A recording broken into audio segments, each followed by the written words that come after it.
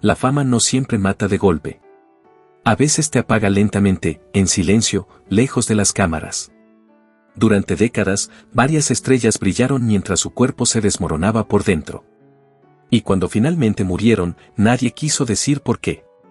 ¿Qué se ocultaba realmente detrás de esas despedidas repentinas? Si te interesan estas historias incómodas que casi nunca se cuentan, suscríbete y activa la campana. Aquí no romantizamos la fama, la desarmamos. Durante los años 80 y 90, el VIH-Sida no solo era una enfermedad mortal. Era una condena social. Bastaba un rumor para perder trabajo, amigos y reputación. Por eso muchos artistas enfrentaron el diagnóstico en secreto absoluto. Hoy vas a conocer algunos de los casos más impactantes, los nombres que el aplauso protegió mientras el silencio los devoraba. Antes de empezar, comenta desde qué país nos ves. Roberto Cobo no nació para gustar. Nació para incomodar. Su rostro duro y su presencia agresiva lo convirtieron en el inolvidable Jaibo de los Olvidados, la película de Buñuel que sacudió al mundo en 1950. Ese papel lo elevó a la categoría de actor imprescindible, pero también lo encasilló como símbolo de la crudeza social. En una industria donde la masculinidad se cuidaba como un dogma, su vida privada quedó sellada bajo discreción absoluta. Nunca habló públicamente de su orientación. Nunca confirmó nada. El silencio era supervivencia. Décadas después, cuando el VIH empezó a arrasar silenciosamente, su salud se deterioró de forma evidente. Adelgazó hasta quedar casi irreconocible. Las infecciones se volvieron constantes. Su energía desapareció. Pero nadie explicaba nada. Lo peor es que tampoco hubo un círculo de apoyo visible. Simplemente se fue apagando. Murió en 2002 a los 72 años. Oficialmente por otras complicaciones. Extraoficialmente, se dijo que el SIDA lo había consumido durante años. Un actor que había retratado la violencia del abandono, terminó viviendo algo muy parecido fuera de la pantalla. Y lo siguiente demuestra que ni el talento ni la elegancia protegían a nadie. Maricruz Olivier fue una de las presencias más imponentes del cine y la televisión mexicana. Inteligente, fuerte, con una belleza distinta a los estándares de la época. Su papel en Teresa la convirtió en referente absoluto. Parecía destinada a una carrera larga, pero de pronto empezó a desaparecer. Primero menos proyectos. Luego apariciones esporádicas. Después, silencio total. Su aspecto cambió drásticamente. Pérdida de peso, cansancio extremo, enfermedades recurrentes. En privado, se dijo que enfrentaba VIH en una época donde el diagnóstico era prácticamente una sentencia. Y además, siendo mujer, el aislamiento fue aún más duro. Murió en 1984 con apenas 49 años. Oficialmente por otras causas. Sin explicaciones detalladas. Sin escándalo. Sin despedidas públicas acordes a su importancia. Una diva que había dominado la pantalla, terminó saliendo de escena en soledad. Pero el siguiente caso es especialmente cruel porque la caída ocurrió ante los ojos de todos. Frank Moro era el galán perfecto. Alto, atractivo, elegante. El tipo de actor que parecía construido para protagonizar romances eternos en televisión. Las telenovelas lo convirtieron en ídolo durante los años 70 y 80. Sin embargo, a finales de esa década contrajo VIH, según versiones cercanas. El cambio físico fue evidente. Adelgazó de manera alarmante. Su rostro perdió vitalidad. Las ofertas de trabajo comenzaron a desaparecer, no por falta de talento, sino porque ya no encajaba en la fantasía del galán invencible. Y cuando la televisión dejó de llamarlo, prácticamente desapareció del mapa.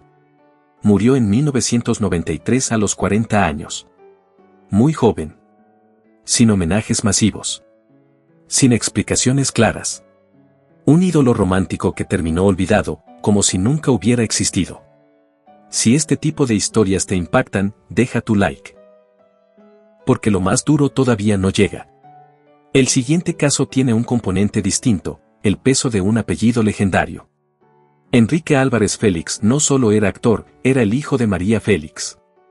Eso abría puertas, pero también imponía expectativas imposibles.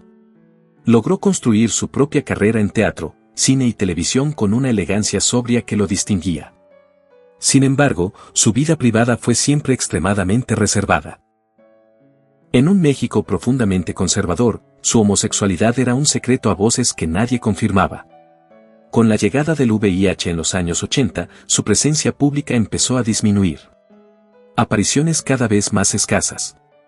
Un deterioro físico difícil de ocultar. Finalmente se retiró casi por completo. Murió en 1996 a los 62 años. La causa oficial evitó mencionar el SIDA. Detrás del apellido más poderoso del espectáculo mexicano. Había un hombre enfrentando una enfermedad devastadora sin poder hablar abiertamente. Y ahora viene un caso rodeado de controversia incluso después de su muerte.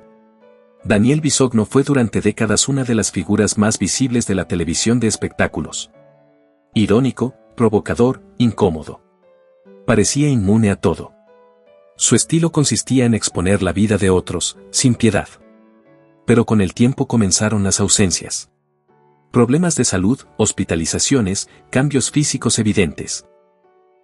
Las explicaciones eran vagas. Según versiones que circularon en silencio, habría enfrentado complicaciones relacionadas con VIH/SIDA. Nunca hubo confirmación pública total. Murió en 2025. Su fallecimiento generó conmoción, pero también preguntas sin respuesta. Un hombre que vivió señalando secretos ajenos terminó rodeado de los suyos propios. Y lo que viene ahora es distinto, porque hablamos de un ídolo gigantesco cuya historia sigue envuelta en especulación. Juan Gabriel no fue solo un cantante. Fue una institución cultural. Un compositor capaz de escribir el dolor de millones como si fuera propio. Su vida personal siempre estuvo blindada. Jamás confirmó públicamente su orientación. Jamás dio explicaciones. En sus últimos años se hablaba de cansancio crónico, problemas respiratorios, agotamiento extremo. La versión oficial señala que murió por un infarto en 2016. Sin embargo, durante años circularon rumores sobre una posible enfermedad de fondo nunca confirmada. Lo cierto es que siguió cantando hasta el final, como si el escenario fuera su única zona segura. Si existieron batallas invisibles, se las llevó consigo. Comenta uno si alguna vez has llorado con una canción de Juan Gabriel. Pero lo siguiente rompe la idea de que solo las superestrellas estaban en riesgo. Agustín Insunza fue uno de esos actores que aparecían en cientos de películas sin buscar protagonismo. El rostro familiar, cercano, casi parte del paisaje del cine mexicano. Participó en más de 500 producciones. Lejos de los reflectores principales, su vida privada fue hermética. En sus últimos años se dijo que su salud se deterioró gravemente por VIH, en una época donde ni siquiera se hablaba del tema con claridad. Murió en 1978. Su muerte pasó casi desapercibida para el gran público. Un actor omnipresente desapareció sin que nadie hiciera demasiado ruido. Y ahora salimos de México para entender la magnitud global de esta tragedia. Rock Hudson era el ideal masculino de Hollywood. Alto, atractivo, viril. El galán definitivo de los años dorados del cine estadounidense. Pero su vida privada era una ficción cuidadosamente controlada por los estudios. Cuando contrajo VIH a principios de los 80, el secreto se mantuvo hasta que su deterioro físico fue imposible de ocultar. En 1985 se convirtió en la primera gran estrella en admitir públicamente que tenía SIDA. El impacto fue brutal. De repente, la enfermedad dejó de ser algo lejano y adquirió rostro humano. Murió ese mismo año a los 59. Su confesión cambió la percepción mundial sobre la epidemia, pero llegó demasiado tarde para salvarlo. Y lo siguiente demuestra que incluso los dioses del rock eran vulnerables. Freddie Mercury dominaba estadios enteros con su voz. Era energía pura, exceso, libertad. Pero a mediados de los 80 su cuerpo empezó a fallar. Pérdida de peso evidente, cansancio extremo, infecciones recurrentes. Solo su círculo cercano sabía que tenía SIDA. Aún así, siguió grabando música hasta el final, como si cada canción fuera una carrera contra el tiempo. Confirmó públicamente su enfermedad el 23 de noviembre de 1991. Murió al día siguiente. Tenía 45 años.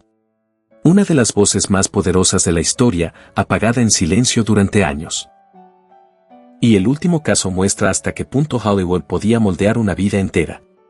Anthony Perkins, el inolvidable Norman Bates de Psicosis, era un actor sensible en una industria que exigía masculinidad rígida.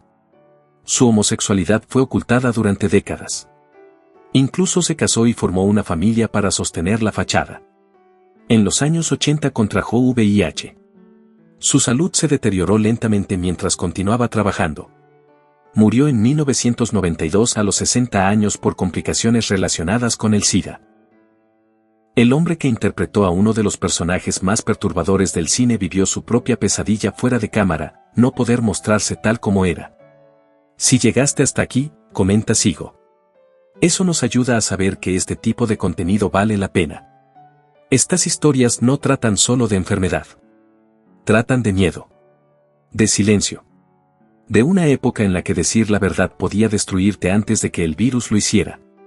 Muchos de estos artistas no murieron únicamente por una condición médica. Murieron también por el aislamiento, el estigma y la obligación de fingir hasta el final. La fama ilumina, pero también puede dejarte completamente solo cuando las luces se apagan. Si este tema te impactó, en el canal hay otro video donde exploramos las caídas más oscuras de celebridades que lo tenían todo y lo perdieron todo. Te va a dejar pensando.